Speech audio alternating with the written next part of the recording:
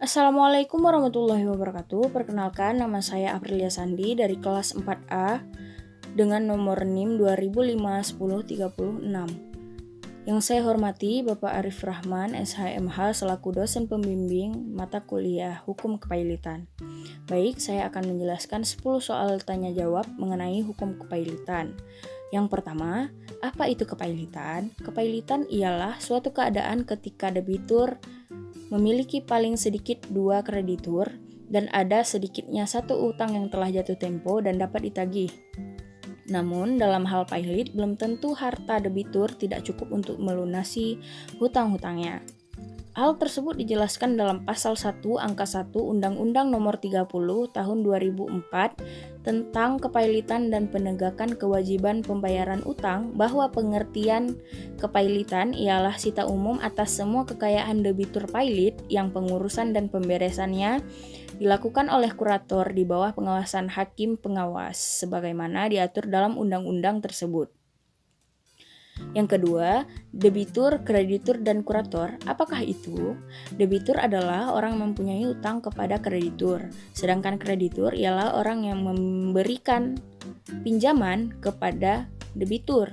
Kurator ialah balai harta peninggalan atau perseorangan yang diangkat pengadilan untuk mengurus dan membereskan harta debitur pailit di bawah pengawasan hakim pengawas. Nomor 3, undang-undang apakah yang mengatur kepailitan? Undang-undang yang mengatur kepailitan ialah Undang-Undang Republik Indonesia Nomor 37 Tahun 2004 tentang kepailitan dan penundaan kewajiban pembayaran utang. Nomor 4, siapakah yang berhak mengajukan pailit? Pada Pasal 2 UU PKPU Nomor 37 Tahun 2004 dijelaskan bahwa orang atau pihak yang berhak mengajukan kepailitan ialah A. Debitur yang mempunyai 2 atau lebih kreditur dan tidak membayar lunas sedikitnya 1 utang yang telah jatuh waktu dan dapat ditagih, dinyatakan pailit dengan putusan pengadilan, baik atas permohonannya sendiri atau atas permohonan 1 atau lebih krediturnya. B. Permohonan sebagaimana yang dimaksud pada ayat 1 dapat juga diajukan oleh kejaksaan untuk kepentingan umum.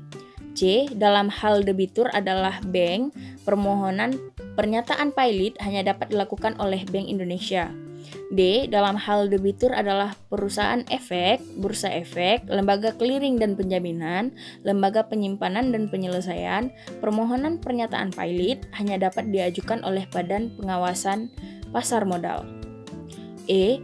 Dalam hal debitur adalah perusahaan asuransi, perusahaan reasuransi, dana pensiun, permohonan pernyataan pailit hanya dapat diajukan oleh Menteri Keuangan. Pertanyaan nomor 5. Apabila sudah terjadi keputusan yang berkekuatan hukum tetap, upaya hukum apa yang dapat dilakukan agar pernyataan pailit kembali dipertimbangkan?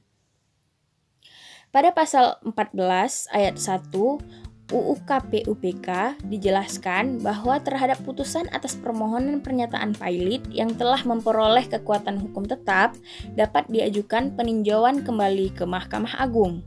Pertanyaan ke-6, pada pengadilan apa pengajuan kepailitan dapat diajukan? Pada Pasal 1 Angka 7 Undang-Undang Nomor 37 Tahun 2004 UU PKPU dijelaskan bahwa pengajuan kepailitan diajukan ke pengadilan niaga. Pertanyaan nomor 7, saat pengadilan mengatakan debitur pailit, maka debitur kehilangan semua hak menguasai dan mengurus hartanya. Bagaimanakah cara mengetahui awal mulanya putusan berlaku? Merujuk pada Pasal 24 Ayat 2 UU PKPU, waktu dihitung sejak pukul 00 waktu setempat, yaitu waktu tempat putusan pernyataan pailit diucapkan oleh pengadilan niaga. Contohnya, jika putusan tersebut diucapkan di Jakarta tanggal 1 Juli 2021 pukul 13 WIB, maka putusan tersebut dihitung mulai berlaku sejak pukul 00 WIB tanggal 1 Juli 2001.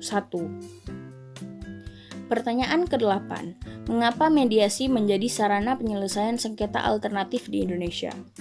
Yang pertama, masyarakat Indonesia dikenal sebagai masyarakat konsensus cara penyelesaian sengketa dengan melibatkan pihak ketiga yang netral, memiliki basis sosial yang kuat, baik di pedesaan maupun di perkotaan.